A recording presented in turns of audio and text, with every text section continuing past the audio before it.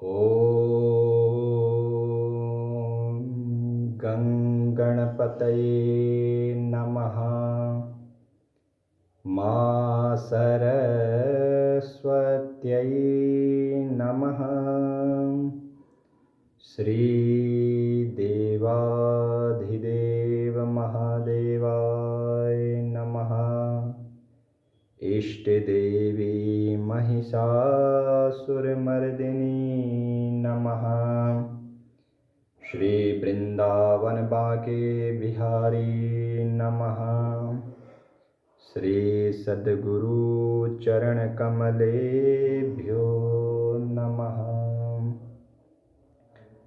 प्रथम करूं गणेश जी की वंदना, द्वितीय मनाऊं अपने इष्ट पितर को, तृतीय मनाऊं माँ सरस्वती जी को, जो आकरे मेरे कंठ में करे प्रवेश।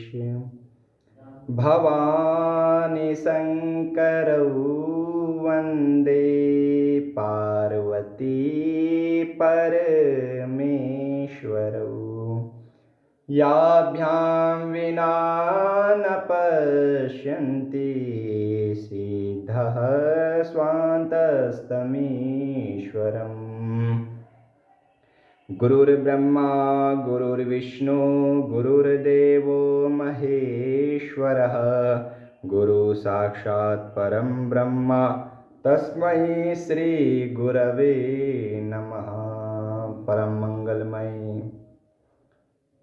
भगवान श्री गणेश जी, देवों के देव महादेव, इष्ट देवी माता महिषमर्दिनी, सुरकंडा भुवनेश्वरी चंद्रवदनी माँ एवं वीर हनुमान जी,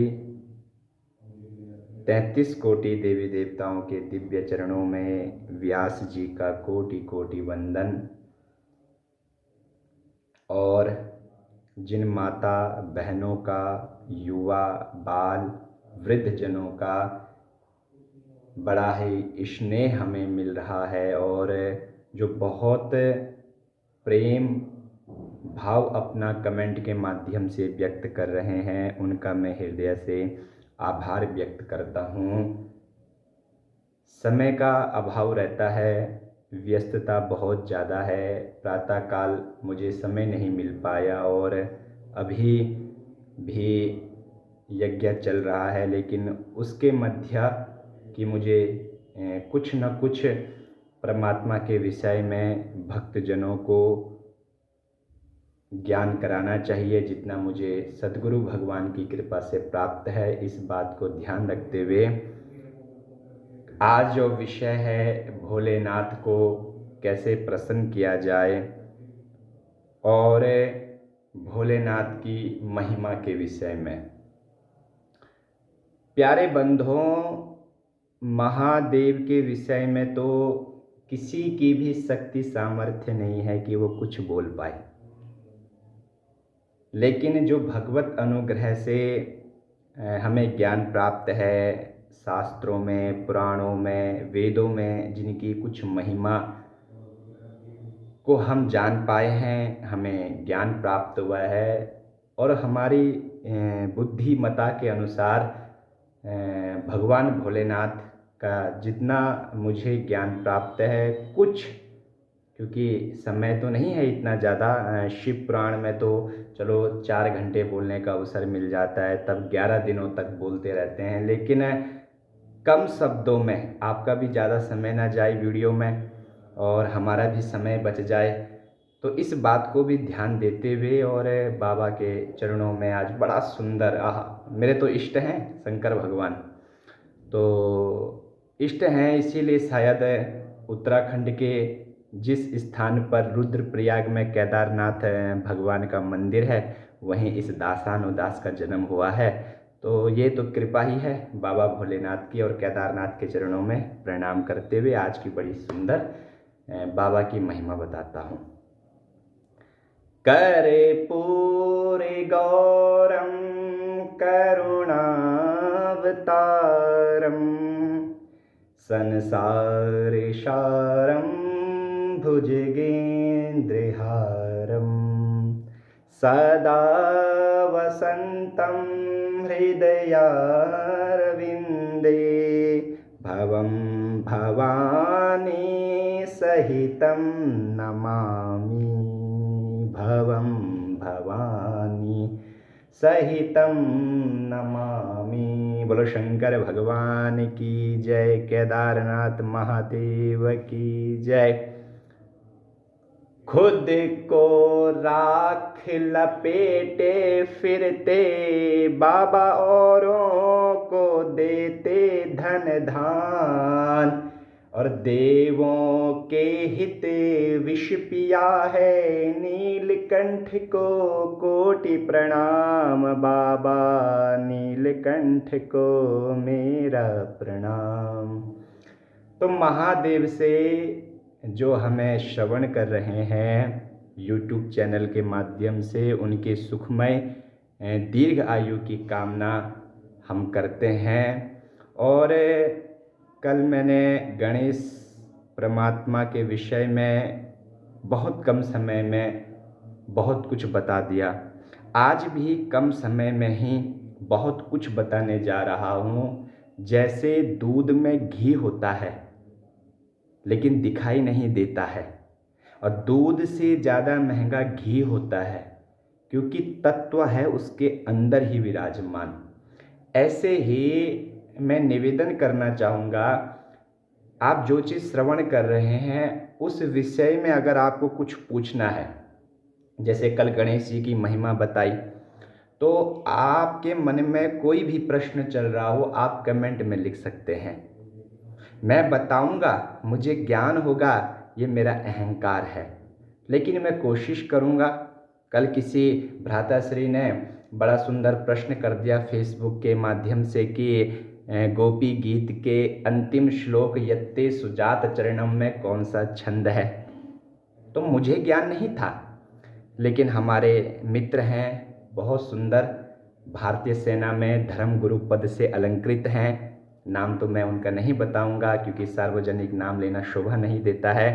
तो हमने मित्र से बोला, मित्र हमको तो पता नहीं है, पर हमने तो बोला है कि हमें हर प्रश्नों के उत्तर देने हैं। तो मेरे मित्र ने उस प्रश्न का उत्तर बताया कि बसंत तिलकम ये छंद है गोपी गीत के अंतिम श्लोक में। और मैंने उनको जब बताया तो वो बड़े प्रभावित हुए कि वास्तव में मेरे मन में भी यही चल रहा था कि ये होगा, लेकिन एक मुझे विश्वास नहीं था, पर आपने बता दिया तो विश्वास हो गया। तो मैंने मित्र का धन्यवाद किया। हमें सब कुछ आ जाए ये ज़रूरी नहीं है, लेकिन हमें औरों से पूछना चाहिए, शास्त्र पुराण खोलने चाहिए और फिर प्रमाणित बात बोलनी चाहिए। कोई भी कमेंट हो, आप जैसे आज महादेव के विषय में श्रवण कर रहे हैं, कोई आपका प्रश्न हो तो आप निसंकोच, मेरा दायित्व ही YouTube चैनल को प्रसारित करने का है कि आपके प्रश्न मुझे पता चलें और मुझे भी ज्ञान की प्राप्ति हो। तो आप निसंदेह जो भी विषय में बोल रहा हूँ उस विषय में कुछ भी प्रश्न हो आप ज़रूर कमेंट में लिखें, क्योंकि जब आप मुझे बताएंगे तभी मुझे पता चलेगा। और मैं कोशिश करूँगा कि वो प्रश्नों के उत्तर शास्त्र सम्मत प्रमाणित मैं आपको बताऊं। तो प्रश्न करते हैं महादेव के। महादेव का नाम है शिव, और जिनका नाम ही है शिव तो वो है कल्याणकारी। शिवः करोतु कल्याणम। शिव का अर्थ होता है कल्याणकारी, जो सभी का कल्याण करे उनका नाम है शिव। शिव जी का एक नाम है आशुतोष। सभी देवताओं में सिर्फ महादेव को ही आशुतोष कहा गया है, क्योंकि आशु मतलब शीघ्र, तोष मतलब प्रसन्न। जो सबसे जल्दी प्रसन्न हो जाए वो कोई और नहीं, वो भगवान शिव ही हैं। और महादेव की जो सबसे बड़ी महिमा है वो पुराणों में, शास्त्रों में इस प्रकार से है, कहते हैं कि महादेव ही पूरे संसार में एक ऐसे देवता हैं जिन्हें देवों के देव की उपाधि प्राप्त हुई है, जिसे कहते हैं हम विशेष उपाधि प्राप्त करने वाले। बहुत विषय में वर्णन है शिव पुराण में। कहते हैं कि महादेव को प्रसन्न कैसा किया जाए, तो कहते हैं महादेव को प्रसन्न करने के सबसे आसान तरीका है देवम भूत्वाम देवम यजेत। किसी देवता को आप प्रसन्न करना चाहते हैं तो उसी के अनुसार आप कार्य कीजिए। जैसे महादेव त्रिपुंड धारण करते हैं तो हमें त्रिपुंड लगाना चाहिए। मैं इस विषय में नहीं जाऊंगा क्योंकि ये विषय बहुत लंबा हो जाएगा। महादेव को रुद्राक्ष प्रिय है, हमें रुद्राक्ष धारण करनी चाहिए। महादेव को सफ़ेद तिलक प्रिय है, हमने सफ़ेद तिलक धारण किया है। तो सफ़ेद तिलक यद्यपि वैराग्य का प्रतीक है, लेकिन हमें जीवन में वैराग्य भी तो रखना चाहिए ना प्यारे, तो वैराग्य को भी धारण करना चाहिए। तिलक के विषय में मैं एक अलग से आपको बताऊंगा, हर तिलक की महिमा। तो महादेव को प्रसन्न किया जाए, सबसे आसान तरीका है शिवलिंग के ऊपर जल धारा करके, सबसे आसान है। किसी ने कहा कि महादेव को जल क्यों प्रिय है? कहते हैं जब महादेव ने हलाहल विष का पान कर दिया तो उनके कंठ में विष विद्यमान था। तो तब से ही यह नियम प्रचलित हुआ कि जब हम महादेव के लिंग रूप में जो शिव विराजमान है उन पे जब जल धारा करते हैं तो उनको शीतलता प्रदान होती है। प्रमाणित बात है शिव पुराण की। दूसरी बात, महादेव को सबसे प्रिय जो है, वैसे तो देखा जाए तो महादेव को बहुत से पुष्प प्रिय हैं। जब आप पुष्पों की चर्चा के विषय में श्रवण करेंगे तो कहते हैं कि एक महादेव को केतकी का पुष्प प्रिय नहीं है क्योंकि इसने झूठी गवाही दी थी। लेकिन फिर ये कहते हैं कि महादेव को जो है सबसे प्रिय, जो हमारे शास्त्रों में वर्णन है वो वर्णन है कि महादेव को नील कमल का पुष्प बहुत ही ज़्यादा प्रिय है। कहते हैं कि भाई नील कमल मिलना तो बहुत मुश्किल है, तो क्या ऐसा करें कि महादेव प्रसन्न हो जाए। का समी का फूल बहुत प्रिय है लेकिन मिलना बड़ा मुश्किल है। तब कहते हैं कि भैया अगर आपको नील कमल भी ना मिले, समी का पुष्प भी ना मिले, तो महादेव को बिल्व पत्री बहुत प्रिय है। बिल्वाष्टकम में तो यहाँ तक बात लिखी है कि कोटि कन्या महादानम एक बिल्वार्पणम तथा। एक कन्या को दान करके तो अनंत फल बताया है, तो आप लगाइए करोड़ों कन्याओं के दान करने से कितने पुण्य फल की प्राप्ति होगी। तो जितनी करोड़ों कन्या के दान करने से पुण्य प्राप्त होता है वो मेरे महादेव को बिल्व पत्री समर्पित करके ही पुण्य प्राप्त हो जाता है। बिल्व पत्री की कथा शिव पुराण अंतर्गत है कि बहिलिया बैठे हुए थे, नीचे शिवलिंग था, जल गिरता है, बिल्व पत्री गिरती है और बिल्व पत्री में भी तीन, किसी ने कहा तीन ही पत्ती क्यों होती हैं? का बाबा के तीन नेत्र हैं ना, पांच और प्रिया हैं क्योंकि भगवान भोलेनाथ पंचानन हैं। हम कथाओं में प्रश्न कर लेते हैं कि महादेव के कितने मुख हैं, तो महादेव के 5 मुख हैं, पंचानन। अगर 12 आपको बिल्व पत्र दिख जाए प्यारे, सोने पे सुहागा है, बहुत दुर्लभ है 12 बिल्व पत्री मिलना। तो कहते हैं 12 ज्योतिर्लिंग हैं, इसी जितनी ज़्यादा बिल्व पत्री से आप शिव का पूजन करेंगे उतने ही शीघ्र महादेव प्रसन्न हो जाएंगे। बिल्व पत्री का भी नियम है, उसे उल्टा करके रखना चाहिए।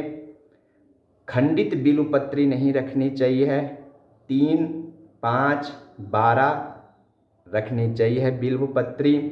बिल्वपत्री साक्षात भगवान महादेव का ही स्वरूप है। बहुत ज्ञान की बात बता रहा हूँ। महादेव को अगर आप माघ के महीने में, श्रावण के महीने में बिल्वपत्री समर्पित करते हैं तो मेरा गौरी का पति बड़ा ही प्रसन्न हो जाते हैं। इसीलिए आप जल को समर्पित करते हुए माताओं से मैं निवेदन करूँगा, करवध हाथ जोड़ के आप शिवलिंग का स्पर्श ना करें। पुरुष वर्ग से मैं निवेदन करूँगा, जो योनि विद्यमान है माँ पार्वती का, आप उसका स्पर्श ना करें।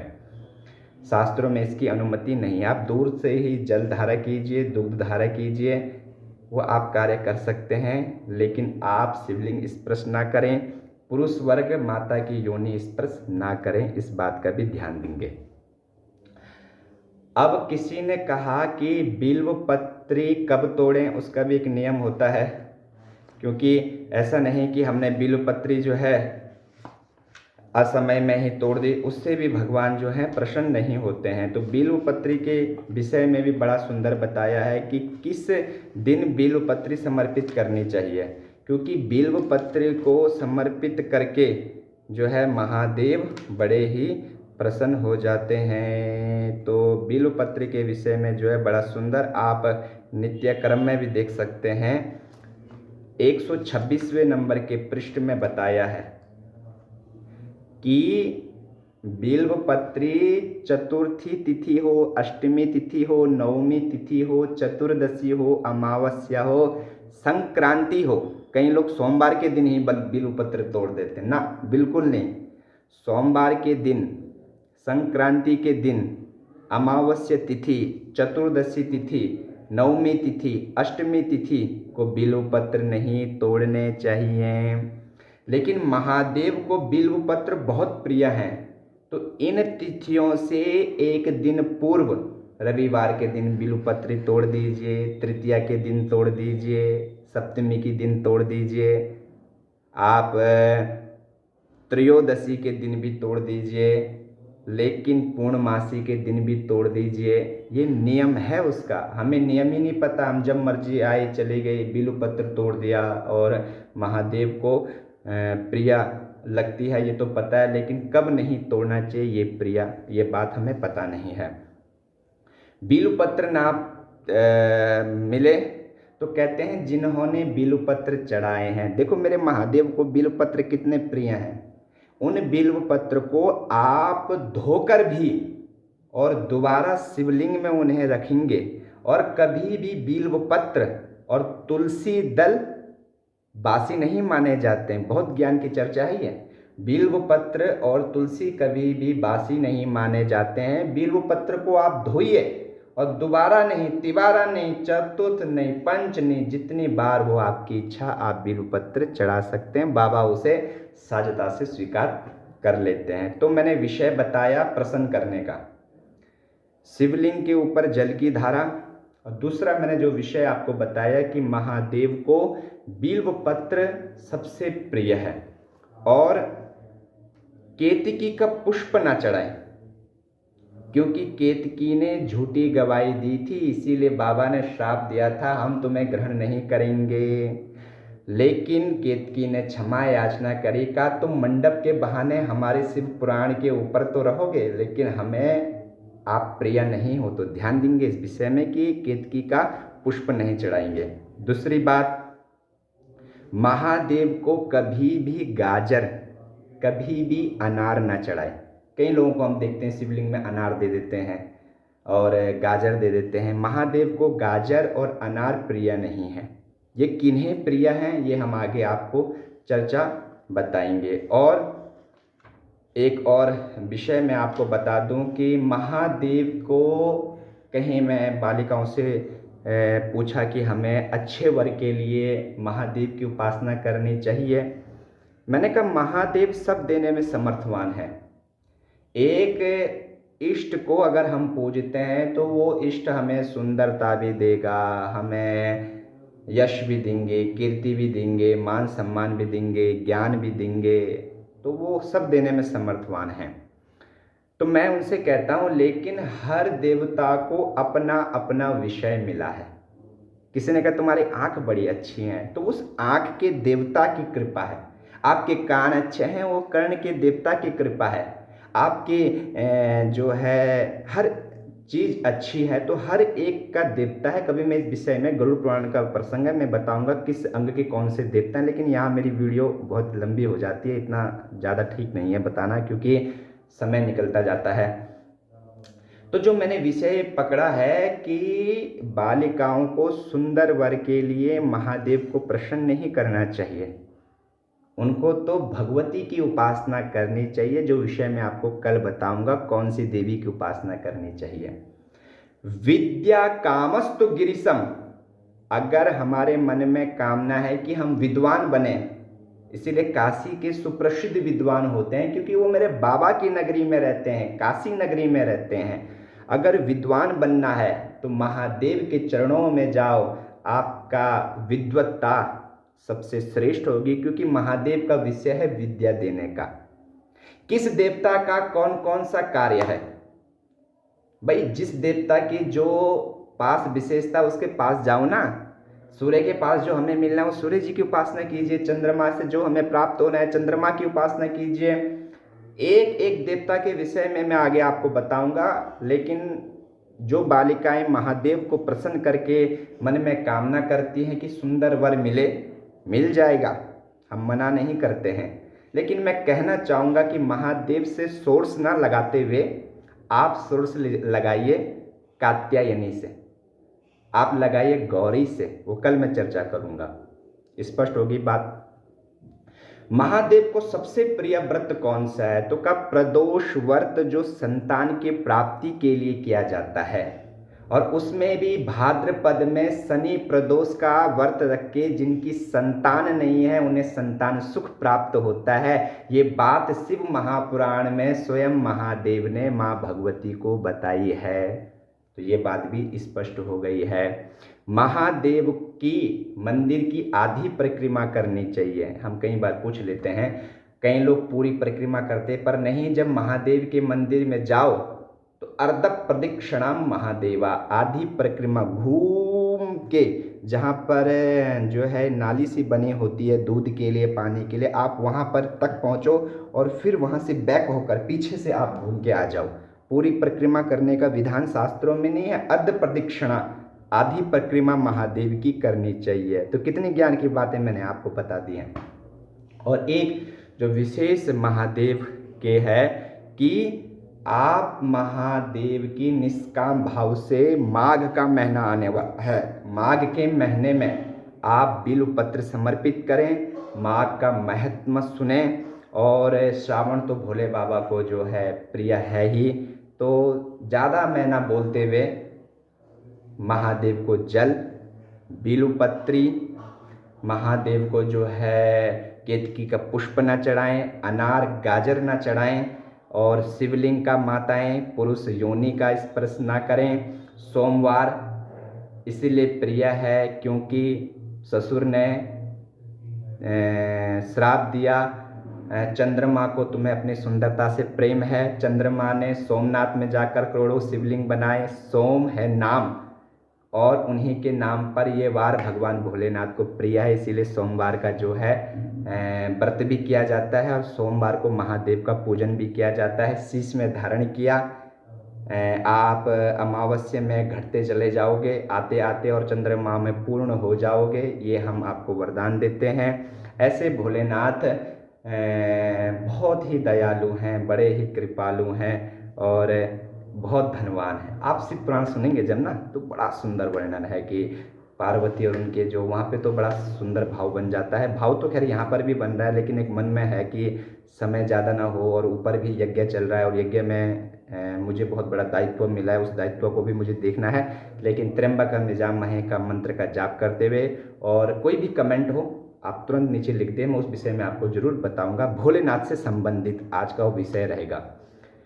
त्र्यंबकं यजामहे सुगंधिं पुष्टिवर्धनम् उर्वारुकमिव बंधनान् मृत्योर्मोक्षयमामृता। चंद्रमौली भगवान भोलेनाथ जो कर्पूर के समान सुंदर हैं, साक्षात करुणा के अवतार हैं, दिगंबर धारी हैं, चिता भस्मा लेपो जटाधारी हैं, कंठे भुजगपतिहारी हैं, ऐसे नीलकंठ महादेव माघ के महीने में प्रसन्नता से उनका नाम जपें। बिल्वपत्र धतूरा बहुत प्रिय है, बहुत ज़्यादा प्रिय है। धतूरा आप रखें शिवलिंग में। मुझे को तो समय नहीं मिल पाता है, लेकिन फिर भी मैंने अपने देवी देवताओं का नित्य शिव की मैं पूजन करता हूँ। लेकिन आप माता बहनों, युवा बाल वृद्ध जन जो सुन रहे हैं, आप धतूरा बिल्वपत्र रखें। और बालिकाओं से निवेदन है कि शिव तो सब दे देंगे, लेकिन अगर आपके मन में कामना है तो आपको तो भैया